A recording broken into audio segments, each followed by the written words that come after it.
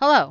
In this video, you'll be seeing my entire process of designing a Beast of Bermuda Tropeo plushie from pattern to the finished product.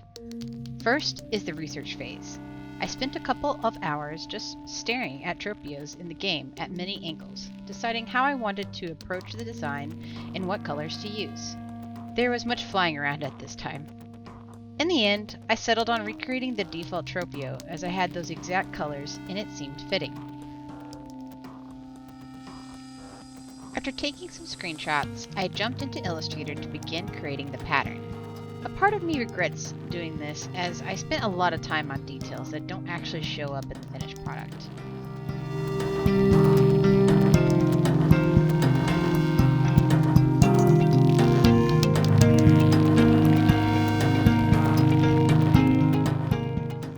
The little arrows you see me drawing are to indicate the direction the fur should lay down on the plushie.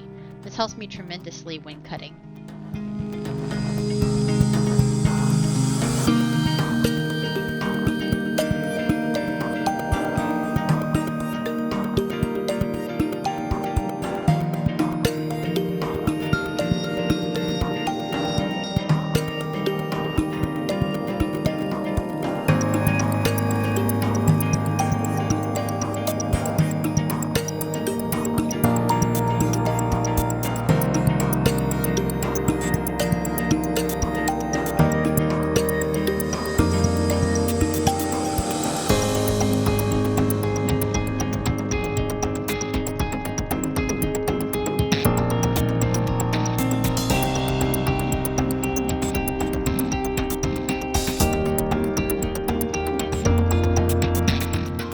Once all the pieces are planned out, I put them on pages. It was here I discovered that my printer kept resizing things.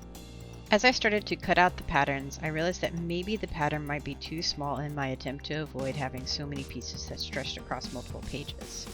Instead of spending more hours deliberating, I decided to try it out. The body may look small, but the length was in the wings. Now begins the long process of tracing and cutting. The fabric that I'm using is minky. It's super duper soft and very addicting to rub on your face. The pens I'm primarily using are special pens that will disappear when the fabric is heated up. I have no worries about bleeding with these pens.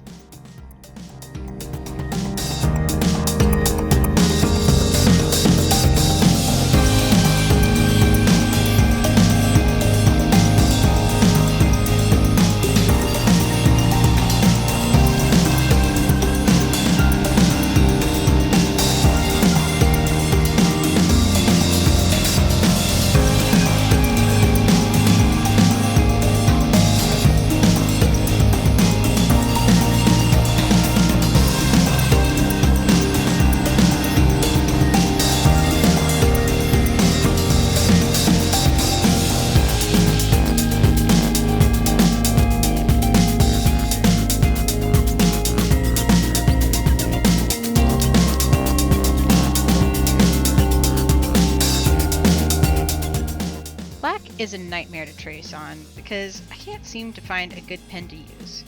Mine had died on me, so while I was waiting for a new one, I started to sew the white pieces.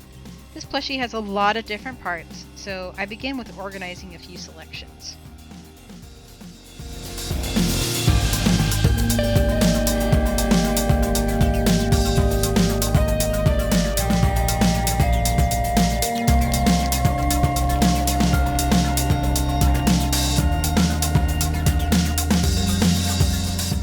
If someone out there knows a good pen to use on mink, please share in the comments. For black, I attempted to use a chalk pen.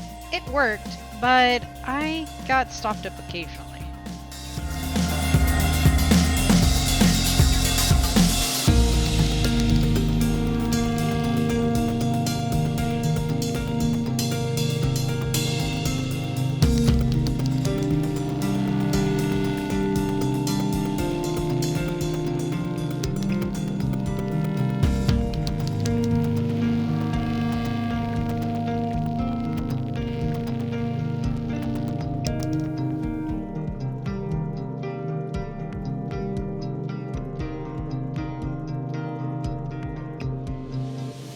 The sewing part of the process is the longest part.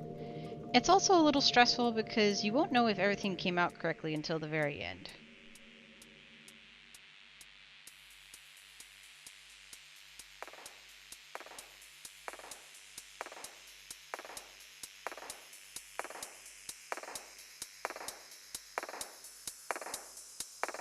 Most of the black and all of the orange pieces I cut are actually going to be sewn on top of the white pieces and then trimmed off.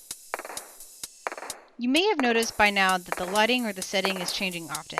All these recordings were done over 18 days.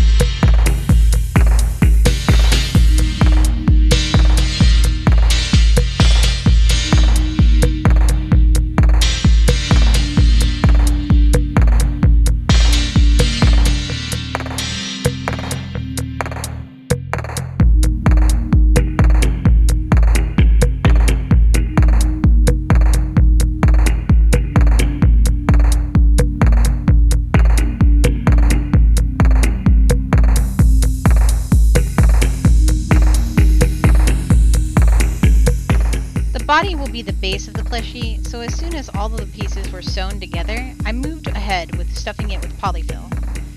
I decided to also add wire to several body parts, such as the jaws, arms, and legs. Additionally, for the arms and legs, I put some poly pellets to keep them heavy so he'd be able to stand later.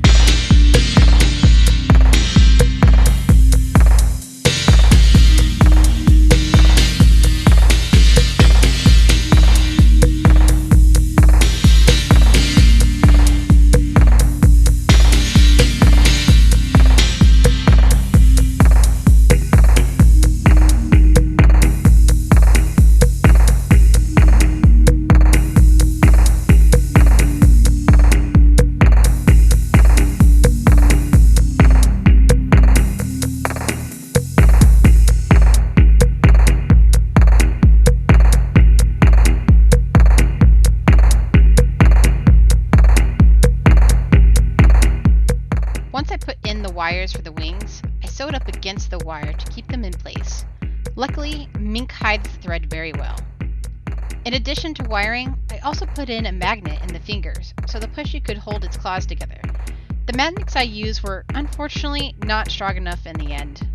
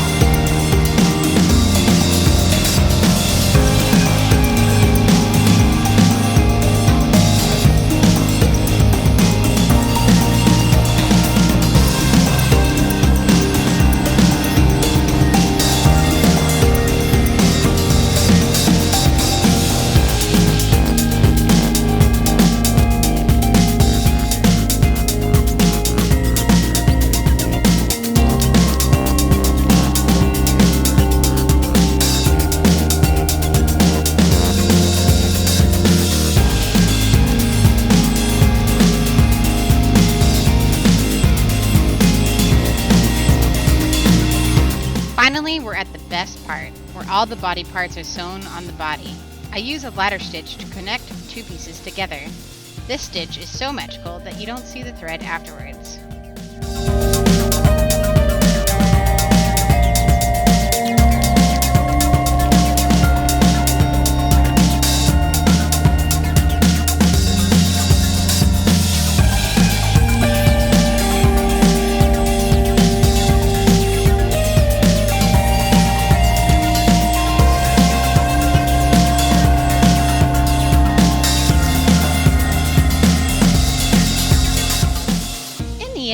I liked how he turned out. He's flappy, floppy, and wonky, just as much as the Tropeo is in the game. I think if I remade him, I'd definitely add some teeth.